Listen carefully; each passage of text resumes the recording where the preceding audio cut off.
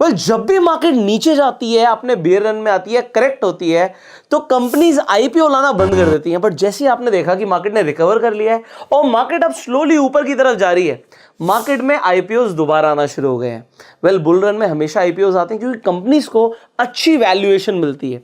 एक और IPO market में आ चुका है, आप लोग जानते ही हैं, हो सकता है कई लोगों ने इस कंपनी के थ्रू, इनकी ऐप के थ्रू या इनकी वेबसाइट के थ्रू कोई ना कोई ऑनलाइन ट्रैवल बुकिंग करी होगी, चाहे फ्लाइट बुक करी हो, चाहे आपने होटल बुकिंग करी हो। नाम है इक्जिगो। वेल इक्जिगो इनका ब्रांड नेम है, कंपनी का नाम है ला ट्रेवेन्यूज टेक्नोलॉजी। सो इनका जो आईपीओ आ रहा है, क्या इस आईपीओ में आपको पैसा लगाना चाहिए? अब देखिए कमाल की चीज दिखाता हूं। सबसे पहले इस वक्त जब मैं वीडियो बना रहा हूं तो ग्रे मार्केट प्रीमियम चल रहा है 24 रुपए। अब 24 रुपए 93 जो इनका प्राइस बैंड है, उसका हायर प्राइस बैंड है 93, उसके हिसाब से 26% होता है। मतलब ग्रे मार्केट प्रीमियम में इस पर प्रीमियम चल रहा है, प्राइस के ऊपर प्रीमियम चल रहा है 26% का।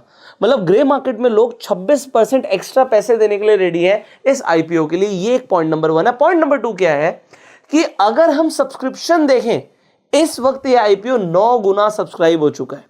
कोई भी आईपीओ मार्केट में, आज मैं सेकेंड डे पर ये वीडियो बना रहा हूं, कल इस आईपीओ का फाइनल डे होगा, तो सेकेंड डे पे जिस टाइम तक मैं ये वीडियो बना रहा हूं 9 गुने का subscription. Qualified institutional buyers already 0.79 time subscribe कर चुके हैं। हम बात करें एचएनआईज की, जो नॉन इंस्टीट्यूशनल इन्वेस्टर्स होते हैं, वो 19 टाइम से ज्यादा सब्सक्राइब कर चुके हैं। और रिटेल तो पूछो ही मत, 18 गुना से ऊपर सब्सक्रिप्शन ऑलरेडी आ चुका है। अब पॉइंट यहां पर यह, अगर आप इसके लिए अप्लाई करोगे तो आपको अलॉटमेंट के चांसेस कम रहेंगे अगर आप एक ही सिंगल डीमेट अकाउंट से अप्लाई करोगे। प्रॉफिट हो सकता है, बट अगर आप अप्लाई करना चाह रहे हो तो घर में मल्टीपल लोगों के डीमेट अकाउंट से अप्लाई करो, आपको अलॉटमेंट के चांसेस बढ़ जाएंगे। कोई भी अच्छा आईपीओ आता है, आपको मल्टीपल एप्लीकेशंस लगानी चाहिए, अपने ही नाम से नहीं, फिर तो रिजेक्ट हो जाएगी। अगर आपके पास 2 डीमेट अकाउंट है और आप दोनों से अप्लाई कर दोगे तो एक भी अलॉटमेंट नहीं मिलेगा। आपको अपने नाम से, या घर में आपकी वाइफ है, आपकी मदर है, फादर है, भाई है, बहन है, उनके नाम से भी आप अप्लाई कर सकते हो। उसके लिए आपको एक अच्छा अगर डीमेट अकाउंट चाहिए तो आपको फ्री में डीमेट अकाउंट ओपनिंग का लिंक डिस्क्रिप्शन और पिन कमेंट में मिल जाएगा। इनफैक्ट आप रेफर एंड अर्न करके भी पैसे कमा सकते हैं, तो चेकआउट कीजिएगा, लिंक्स डिस्क्रिप्शन पिन कमेंट में। आगे बढ़ते हैं। आप मल्टीपल अकाउंट से अप्लाई कर रहे हैं तो आपको कंपनी के बारे में भी जानना जरूरी है भाई। कंपनी, जैसे मैंने बोला, 2006 में इनकॉर्पोरेट हुई थी। ये एक ऑनलाइन ट्रैवल एजेंसी है, तो ये है एक ट्रैवल एजेंसी ही, बट काफी अच्छा ग्रो कर रहे हैं। अगर आप यहां पर बुकिंग बनाते हैं तो आप देखेंगे जनरली आपको प्राइस ठीक ठाक मिलते हैं। अब यहां पर कुछ चीजें इंपॉर्टेंट है। इनके एंकर इन्वेस्टर्स की अगर आप लिस्ट देखेंगे तो इसके अंदर सिंगापुर की गवर्नमेंट तक है और कई सारे mutual funds, SBI mutual fund, HDFC mutual fund भी इसके अंदर यहां पर अप्लाई कर रहे हैं। तो एंकर इन्वेस्टर्स की लिस्ट में आपको अच्छे अच्छे नाम दिखेंगे। 45% पैसा तो ये एंकर इन्वेस्टर से उठा रहे हैं। QIB से 30%, NIIS से 15% और रिटेल से सिर्फ 10%। तो आप लोग जो पैसा दे रहे हैं इस कंपनी को, इस आईपीओ के अंदर लगभग 10% दे रहे हैं, जितना ये उठा रहे हैं। टोटल कितना उठा रहे हैं हम आगे बात करेंगे। अब किस वैल्यूएशन पे उठा रहे हैं? प्री आईपीओ वैल्यूएशन है 148 से ऊपर की, और पोस्ट आईपीओ रह जाएगी वो 41 की। और यहां पर अगर हम अर्निंग पर शेयर देखेंगे तो pre IPO earning per share है 0.62 का, पोस्ट आईपीओ ये अर्निंग पर शेयर बढ़ जाएगा 2.26 का हो जाएगा। इसलिए आपने देखा कि पोस्ट आईपीओ आपका पी रेशियो भी कम हो जाएगा। अब इसके जो कॉम्पिटिटर्स है मार्केट में वो कई सारे हैं, जैसे कि यात्रा.com ऑलरेडी लिस्टेड है, इसके साथ साथ ईज माई ट्रिप है, और लोग तो गोवा, बीबो, मेक माई ट्रिप, बहुत सारी एप्लीकेशंस यूज करते हैं। अब क्योंकि एप्स बहुत सारी है, यहां पर कंपटीशन भी बहुत ज्यादा है, तो ये आपको सोच समझ के पैसा लगाना है। अगर आपको लगता है ये सेक्टर आगे बढ़ेगा, भाई लोग अपनी ऑनलाइन बुकिंग्स कराएंगे और अलग अलग वेबसाइट पे आगे ट्राई करते हैं, जहां पर सस्ता मिलता है वहां से ले लेते हैं, तो आप अप्लाई करने का एक डिसीजन ले भी सकते हो। लॉन्ग टर्म के लिए भी कोई बुराई नहीं है। आगे समझते हैं कंपनी के रेवेन्यू। अगर हम देखें, एसेट देखें और प्रॉफिट देखें, ईयर ऑन ईयर क्या ग्रोथ है, तो अगर 2021, 22, 23 में आप रेवेन्यू देखोगे, भाई ड्रास्टिक जंप दिख रही है। 501 करोड़ का रेवेन्यू इन्होंने हिट किया 2023 में, जो कि 2021 में सिर्फ 136 करोड़ का था। तो 136 करोड़, 380 करोड़ और 501 करोड़, यहां पर ग्रोथ बहुत अच्छी है। अगर हम एसेट्स की बात करें, 185 करोड़, 538 करोड़, 586 करोड़, तो एसेट्स भी बढ़ रहे हैं।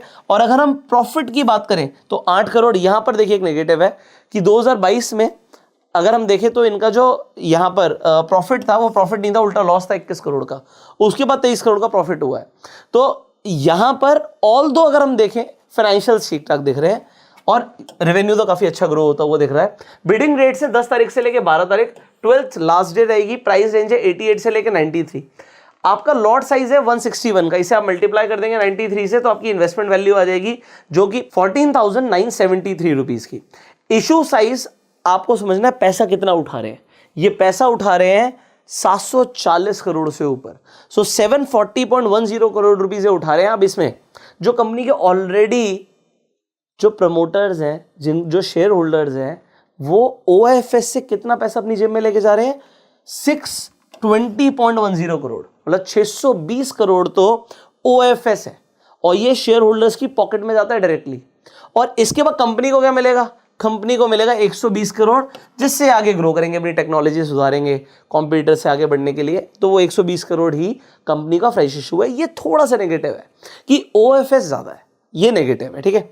इसके बाद हम देखते हैं कि अगर आप अप्लाई कर देते हैं इस आईपीओ के लिए तो अलॉटमेंट डेट है 13 तारीख, रिफंड 14 तारीख को आ जाएगा। जिन लोगों को अलॉटमेंट मिल जाएगी उनके डीमेट अकाउंट में 14 तारीख को शेयर्स आ जाएंगे और आपकी लिस्टिंग हो रही है 18 जून को।